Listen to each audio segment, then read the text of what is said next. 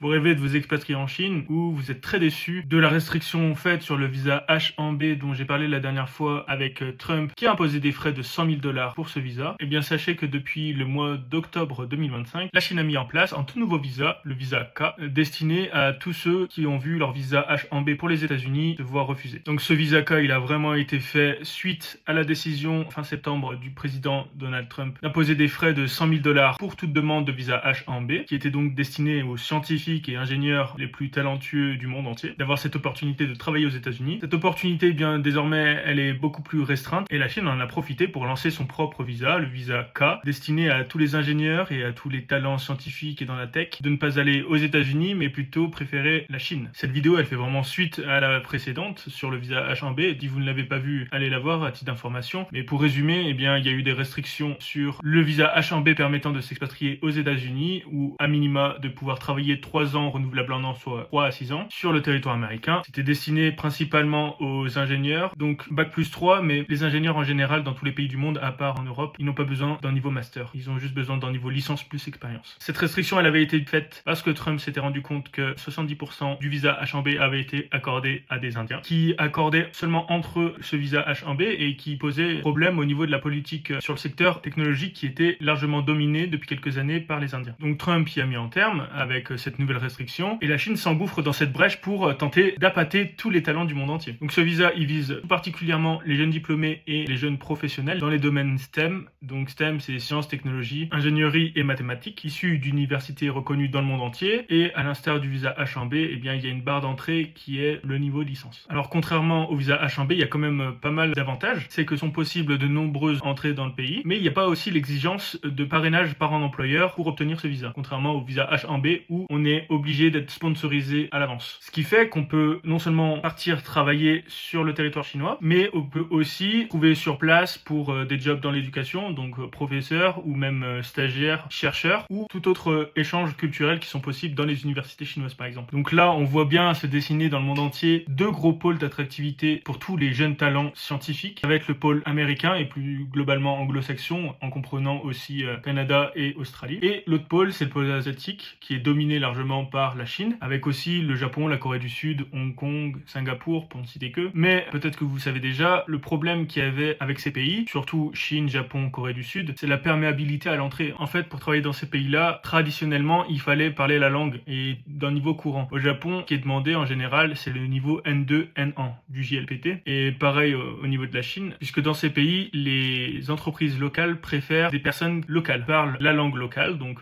la langue du pays, et pas l'anglais. Contrairement à toutes les entreprises occidentales qui, elles, permettent à tous de venir simplement en parlant l'anglais, la langue internationale. Alors maintenant, si ça vous intéresse vraiment, ce visa K, qui est tout de même, je le pense vraiment, une grosse opportunité pour pouvoir pénétrer le marché chinois, permettant peut-être une expatriation, qu'elle soit court terme ou long terme en Chine, eh bien c'est peut-être une opportunité à prendre. Là, on en est qu'au prototype, parce que ça fait qu'un mois que le visa a été lancé, peut-être qu'on ne l'aura plus dès l'an prochain, peut-être qu'ils vont renouveler d'année en année parce qu'il y aura eu des résultats positifs dès cette première année. Pour vous y inscrire, eh bien il suffit d'aller sur le site du service de demande de visa pour la Chine. Vous y trouverez un formulaire et vous pourrez contacter par la suite et vous rendre à l'ambassade de Chine en France, c'est-à-dire à Paris, afin de faire votre demande officielle de visa.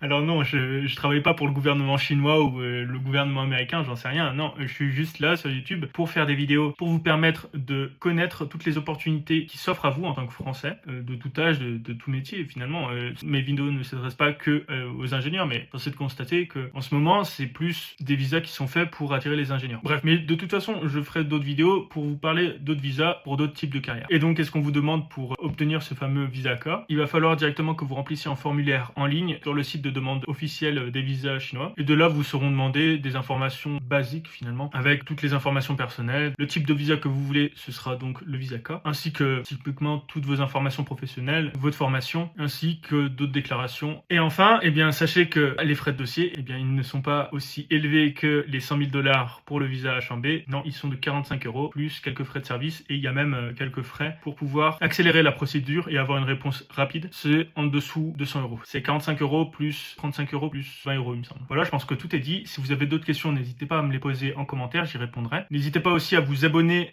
si vous voulez d'autres vidéos sur l'expatriation, si l'expatriation vous intéresse, puisque sur cette chaîne, je vais parler essentiellement de toutes les opportunités de visa, formation, d'études d'études et de travail à l'étranger, et aussi de toutes les informations et anecdotes personnelles que j'ai pu avoir après plus de 4 ans d'expatriation. Et si tu as des doutes sur tout projet d'expatriation, eh bien sache que j'ai mis en place en coaching. Je mettrai le lien en description. Voilà, c'est tout pour moi. Je vous dis à la prochaine. Ciao!